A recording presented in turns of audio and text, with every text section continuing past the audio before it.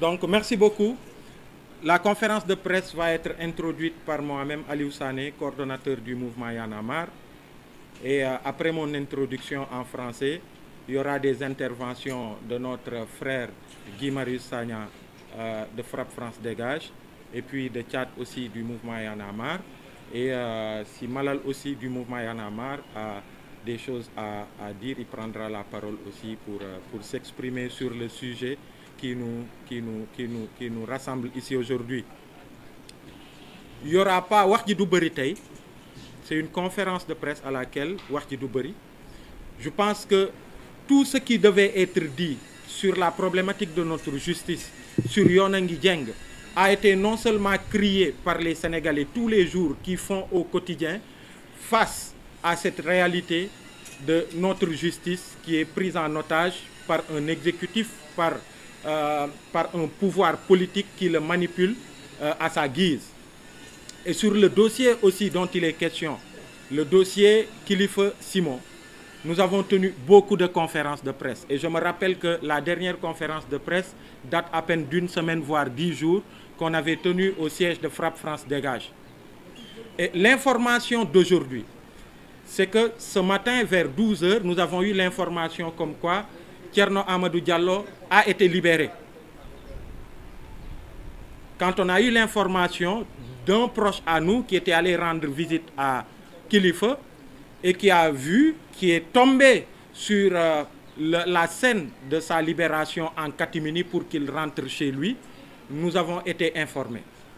Et nous avons usé un peu de nos sources qu'on a au sein de l'institution pour avoir confirmation effectivement que Thierno Amadou Diallo a été mis sous liberté provisoire et contrôle judiciaire au moment où la liberté provisoire est refusée à Kilifeu.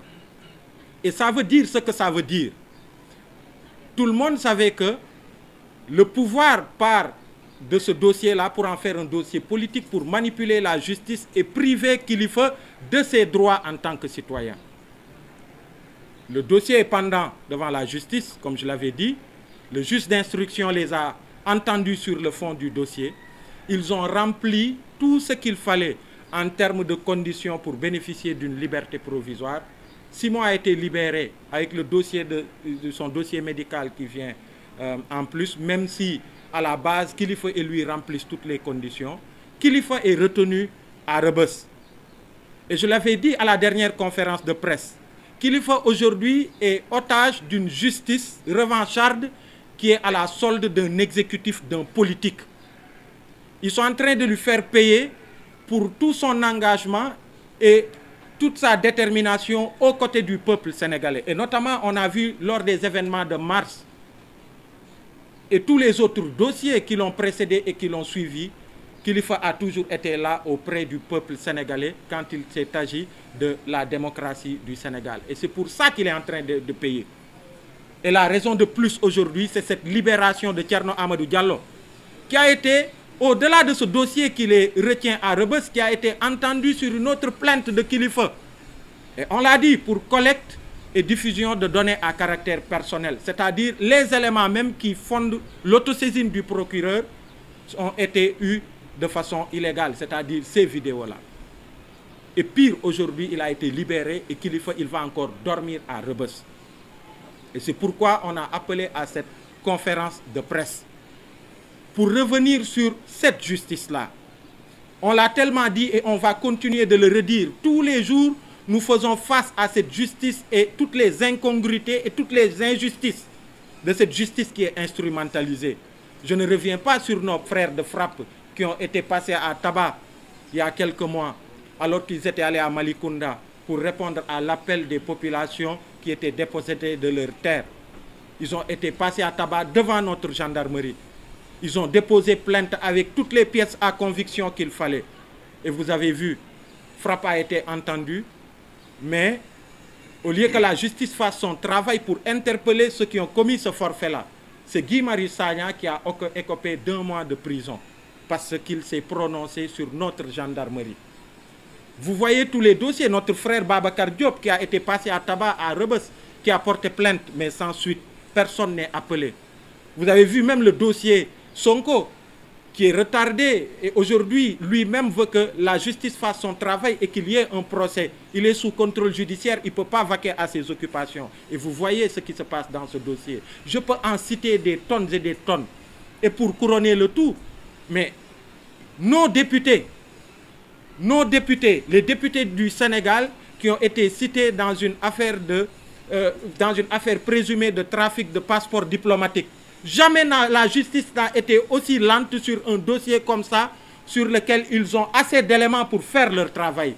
Vous avez vu à quel point ils ont traîné sur la question de la levée de leur immunité parlementaire. Ça a été fait et depuis lors, qu'est-ce qui est fait? Rien du tout. Yonengi Dieng, on l'avait dit et on va le dire encore aujourd'hui. Et ce qui nous permet aujourd'hui de tenir un langage, c'est-à-dire ce langage que Macky Sall et son gouvernement et son pouvoir connaissent. C'est-à-dire le langage de la détermination et de la mobilisation face à ce coup de plus à notre justice, à laquelle on tient, à notre démocratie, à notre état de droit. Et c'est pourquoi, de façon urgente aujourd'hui, on aurait pu le faire demain pour que tout le monde puisse être là. Mais on a pensé qu'il fallait, face à l'urgence, le tenir aujourd'hui, malgré les conditions dans lesquelles on l'a tenu. Mais il fallait le faire pour lancer un appel et dire aux Sénégalais que tous les Sénégalais qui pensent que le peu qu'il reste le peu qui reste de crédibilité de cette justice-là, qui est instrumentalisée par le pouvoir, le peu qu'il en reste, que l'on puisse sauver ce peu-là, le temps que Macky Sall, le peu de temps qui lui reste d'ailleurs à la tête de ce pays d'ici 2024. Et il faut appeler à se mobiliser pour ça. Nous allons vers de grandes manifestations qui commencent le vendredi 10 décembre prochain à Dakar et partout au Sénégal. À Dakar, la manifestation pour cette fois ne se passera pas à la place de la Nation parce que c'est très décalé. C'est aujourd'hui le 10, on partira de l'université Cheikh Anta Diop pour aboutir à la place Soweto.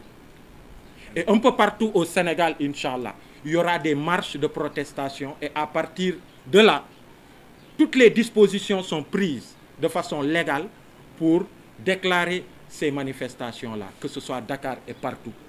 Parce que ce sera que de la forme telle que la loi nous l'impose. Ce sera juste pour informer. Donc, c'était ça l'introduction que je tenais à faire.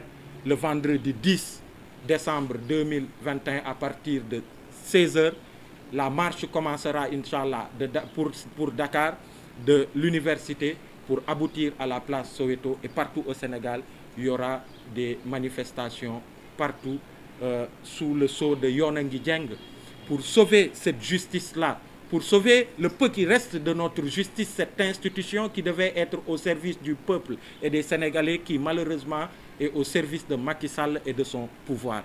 Donc c'est ce que j'avais en guise d'introduction. Je vais donner la parole à Thiat et Guy Marius Sagna, notre frère, prendra la parole par la suite. Merci beaucoup.